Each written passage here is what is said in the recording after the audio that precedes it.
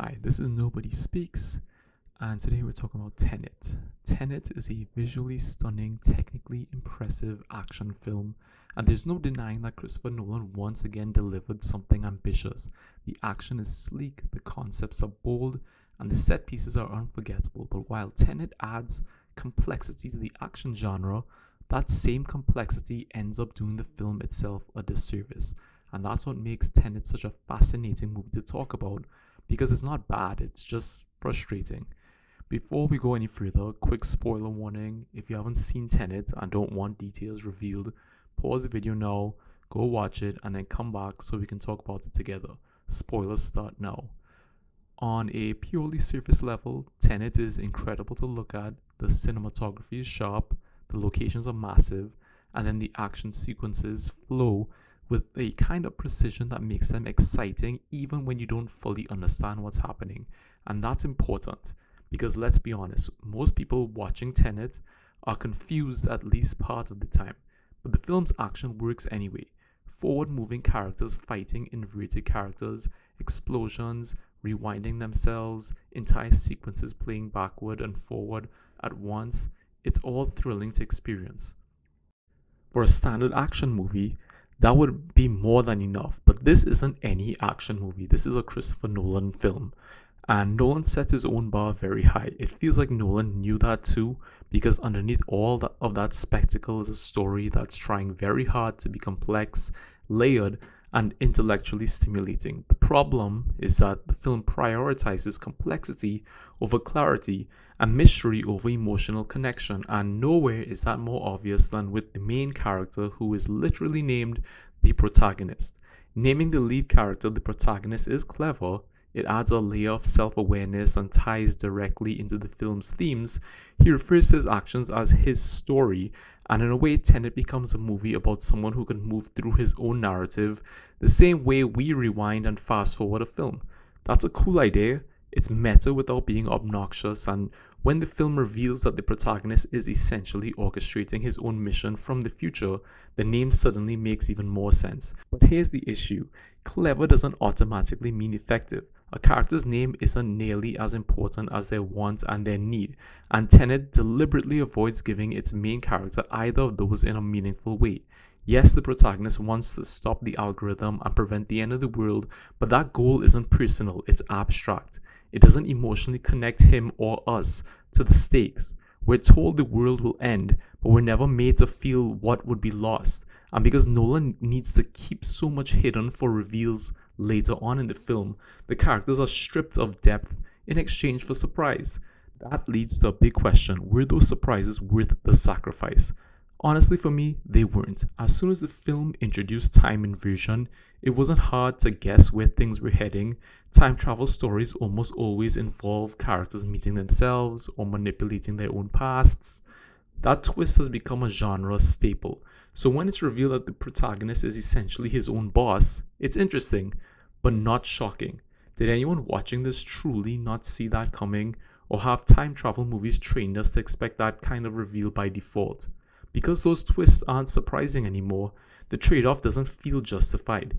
Tenet would have worked better if Nolan leaned into recontextualization instead of secrecy. Imagine a film designed to be rewatched where every repeat viewing reveals new layers, like Vertigo. Tenet has the bones of that kind of movie: fragmented information, repeating events, scenes that mean something entirely different once you know the full picture.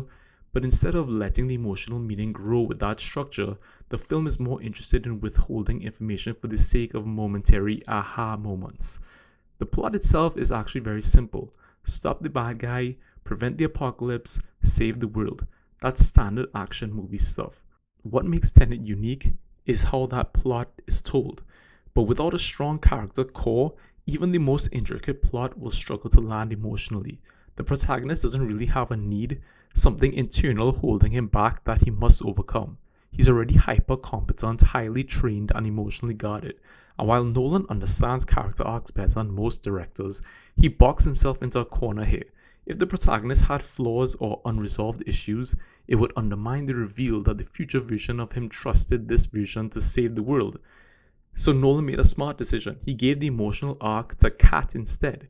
Kat begins the film trapped in an abusive relationship, controlled and manipulated by Sato. By the end, she reclaims her agency, faces her fear, and takes control of her own life. That arc works, it's clear, it's human, and it gives the final act actual emotional tension. But it also raises an interesting question.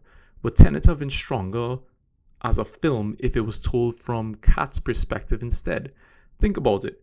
Experiencing the story through Kat's eyes would preserve the mystery of time inversion while grounding the audience emotionally. The protagonist would remain enigmatic, which actually benefits his character. We wouldn't need to spend 2 hours with someone the film refuses to let us truly know. Starting the movie through Kat could also help ease viewers into the concepts instead of overwhelming them immediately. How many times did you hear don't think about it and feel like the movie was telling you not to ask perfectly reasonable questions? Perspective matters in storytelling. Choosing the right entry point into a world can make or break a film. Tenet chooses the most concept heavy perspective possible, and that decision alienates a lot of viewers. Without strong character attachment, the stakes feel hollow. The world ending doesn't hit emotionally because we don't deeply care about anyone in it. And that's a common problem with large scale action and superhero films. Destroying the planet isn't compelling unless we're emotionally invested in the people living on it. Robert Pattinson is great as Neil, he's charming, mysterious, and likable. But when his fate is revealed, it's more intellectually interesting than emotionally devastating. It's an oh wow moment, not a heartbreaking one. And that sums up Tenet perfectly. It's a film full of interesting moments, interesting ideas, interesting visuals, interesting structure, but interesting isn't the same as moving. That doesn't mean Tenet isn't worth watching. It absolutely is. From a technical standpoint, it's remarkable. The practical effects, the ambition, the commitment to spectacle, it's all impressive. Compared to Nolan's best work, it falls short emotionally, but it's still a quality film that rewards attention and curiosity. If you like big ideas and bold filmmaking, Tenet is worth your time. One last thing before I wrap up, and I have to ask, did anyone else struggle to hear the dialogue? The sound mixing in Tenet is infamous, and whether it was the theater I was in, mix, or both, it made an already complex movie even harder to follow. For a film that relies so heavily on exposition, that's a serious issue. If you're planning to watch Tenet, subtitles might actually improve the experience, which feels ironic for a movie that begs to be seen on the biggest screen possible. So what did you think? Is Tenet a misunderstood masterpiece or a movie that let its ambition get in its own way? Did the complexity enhance the experience for you or push you away? And would you want to see Nolan tackle time travel again? Let me know in the comments. Thank you for listening. I appreciate it.